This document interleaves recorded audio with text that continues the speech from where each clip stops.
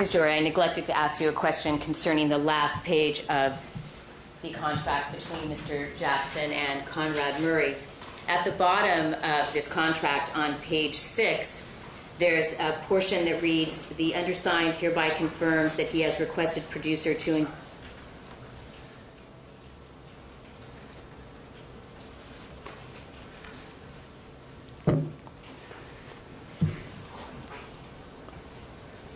Thank you. Ms. Jory, can you read the line on the bottom of page 6 that begins "the undersigned"? Yes. Would you read it out loud, please? Yes.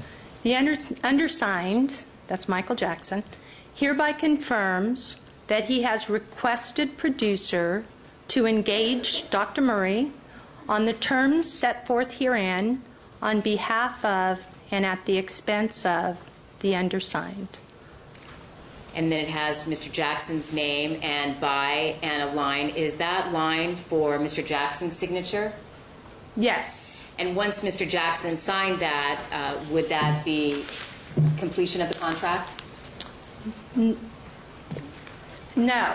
All parties had to sign the contract. And while Michael Jackson wasn't a party, there was a provision in the contract that explicitly required Michael Jackson to give written approval of the terms of the contract and stated explicitly that neither of the parties, which would be GCA Holdings and Dr. Murray and AEG Live Productions, neither of those parties would have any rights or obligations to each other unless and until the agreement was signed by Michael Jackson.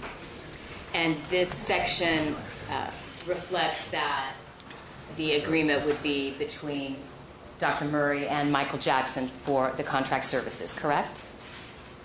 Not exactly correct, no. Michael Jackson was giving his consent for AEG to engage Dr. Murray and GCA Holdings to perform medical services for Michael Jackson at his request and at his expense.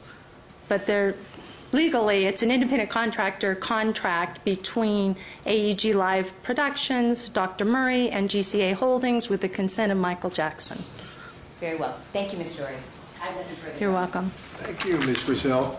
People's Four has been removed. Cross-examination. Mr. Flanagan.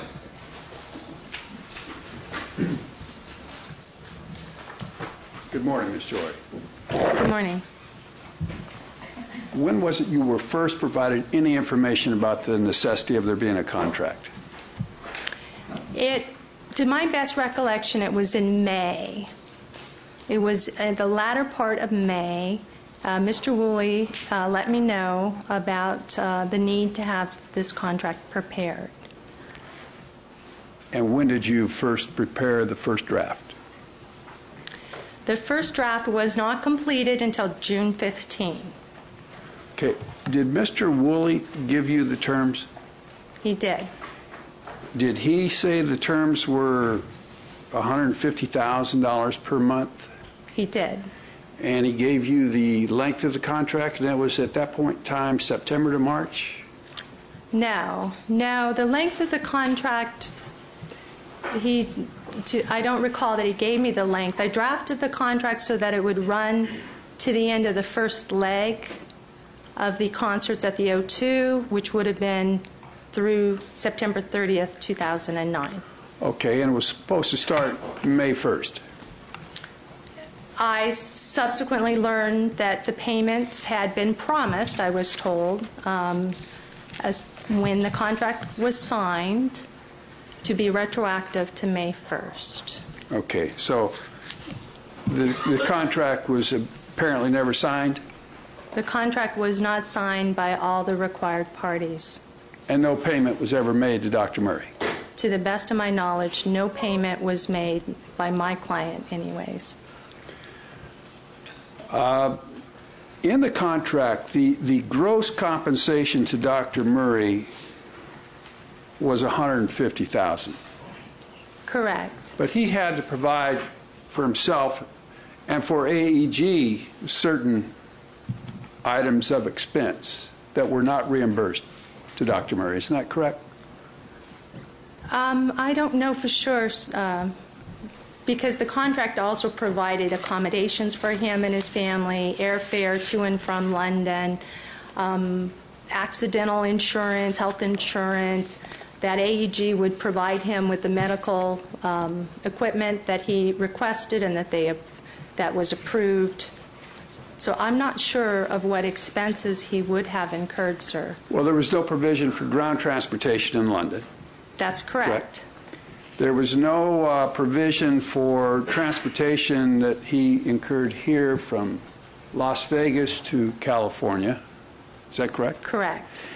And Dr. Murray was also obligated to provide general liability insurance That's true. in the sum of at least $2 million. That sounds right. And I would need to look at the contract to be that would certain. be commercial general liability, Yes, business auto liability, correct. and his own car, Of course. workers' compensation insurance, Yes, and and medical malpractice as he well. also had to provide his own medical malpractice insurance. He did. Do you know how much those insurances would cost on a monthly basis? Altogether, no. I don't know. Now, the cardiopulmonary resuscitation unit, when was that provision added? That provision was in my very first draft. So right from the very beginning, Dr. Murray was asking for that. He identified it as equipment that he would request. Did he also refer to it as a crash cart? Not to me. That equipment, was it your understanding, was not going to be provided for Dr. Murray until AEG had signed the agreement? It was my understanding it wouldn't be provided till we got to London because that's when he asked it to be provided. And presumably the contract would have been signed by then. Wasn't this equipment supposed to be provided during the term of the contract? No.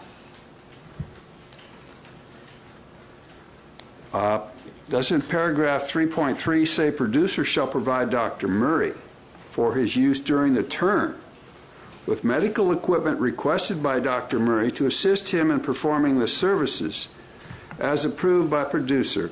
The equipment will include a portable cardiopulmonary resuscitation unit, saline, catheters, needles, a gurney, and other mutually approved medical equipment necessary for the services.